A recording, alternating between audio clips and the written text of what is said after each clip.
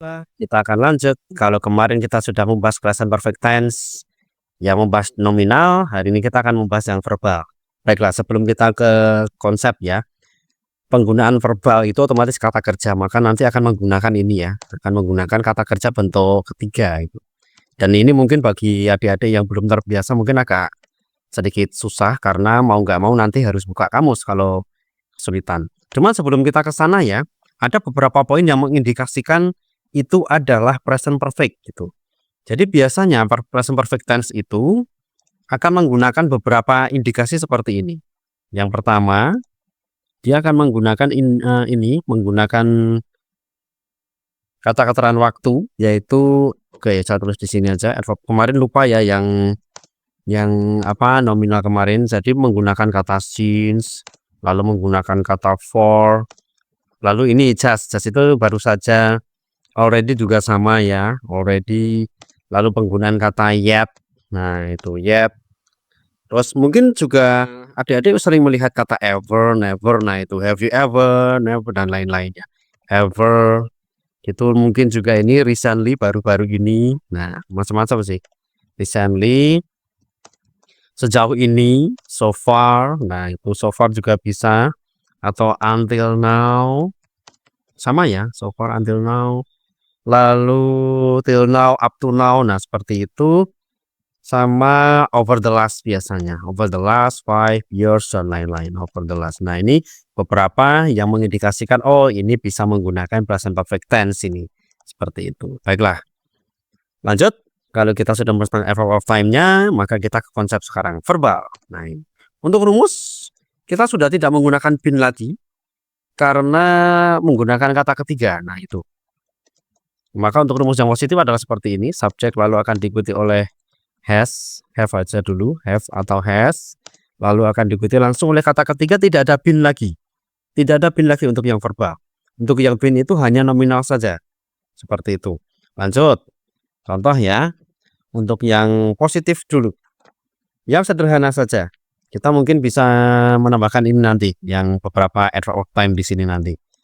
Contoh nomor 1.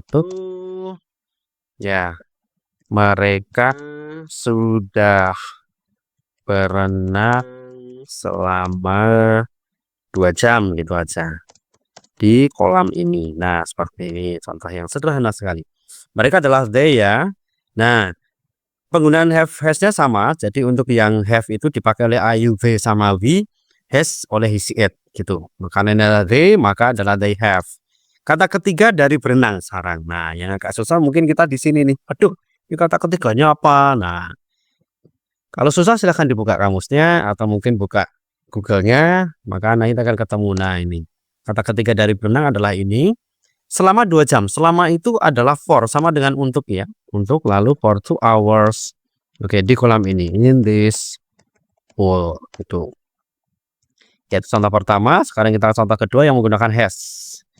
Katakanlah ini aja keretanya baru saja. Nah, saya menggunakan kata baru saja ya. Nanti kita bisa tambah just. Baru saja tiba. Oke. Dan ayah sudah menunggu sejak pagi. Nah, gini. Oke, ada 2 kalimat nanti. Tidak apa-apa. Maka the train ini baru saja tiba, maka has just. Nah, ini tiba adalah ini. Tapi kalau kita mau rubah ke kata ketiga, maka kebetulan ini regular ya. Jadi verb itu ada 2, regular sama irregular. Yang regular enak tinggal tambah ed gitu atau dd. Kalau yang irregular seperti yang nomor 1 tadi, maka mengalami perubahan. Ini tinggal ini aja. Nah, the train has just arrived and father has menunggu. Kebetulan juga adalah regular, maka cukup ini aja, waited since morning. Seperti itu. Oke, itu adalah yang positif. Sekarang kita ke yang negatif sekarang. Maka lawannya adalah belum. Terus bagaimana dengan nah ini dah. Dengan rumusnya tinggal kita tambah not aja. Maka subjek akan diikuti oleh have atau has. Ini lalu akan diikuti oleh not, sama dia menggunakan kata kerja bentuk ketiga. Gitu. Misalnya Ya, kami belum makan sejak tadi pagi. Nih, misalnya, kami belum makan sejak tadi pagi. Contoh kedua, yang mungkin kita menggunakan bahasa yang lebih tinggi gitu ya, atau kosakata yang lebih daripada ini gitu. Misalnya ini, pemerintah belum mengirimkan bantuan beras ke rakyat miskin bulan ini. Nah, ini enggak apa-apa, gini aja. Kan contoh kan bisa bebas. Kita lihat nomor 1 dulu. Ya, kami belum makan tadi pagi, maka we. Oke, kami menggunakan ini ya, we haven't. Nah, saya singkat aja, have not jadi haven't gitu. Terus apa bahasa Inggris dari makan? Makan itu kan eat kata pertamanya, kata ketiganya eaten. Nah, we haven't eaten since last morning. Nah, ini. Jadi hati-hati dengan kata kerja ketiganya. Lalu contoh kedua, ini ya, the government. Oke, karena pemerintah kita hanya satu juga, maka hasn't. Has not boleh, hasn't boleh, hasn't. Mengirimkan kita pakai deliver aja. Ini. Cuman kalau kita mau rubah ke verb 3, ini regular, maka tinggal tambah ed. The delivered, oke. The, apa ini, bantuan, the assistance of rice, bantuan beras. To the poor, apa ya, masyarakat rakyat. Oke, poor people aja, enggak apa-apa. This month. Nah, ini juga boleh. Nah, ini penggunaan kata ketiganya eaten, delivered, arrived, sama swam. Lalu untuk yang kalimat tanya atau interrogatif, setelah ini kita bahas. Oke, untuk kalimat tanyanya adalah interrogatif. Ya sama seperti yang interrogatif kemarin, tinggal kita balik saja atau have has-nya kita taruh depan aja.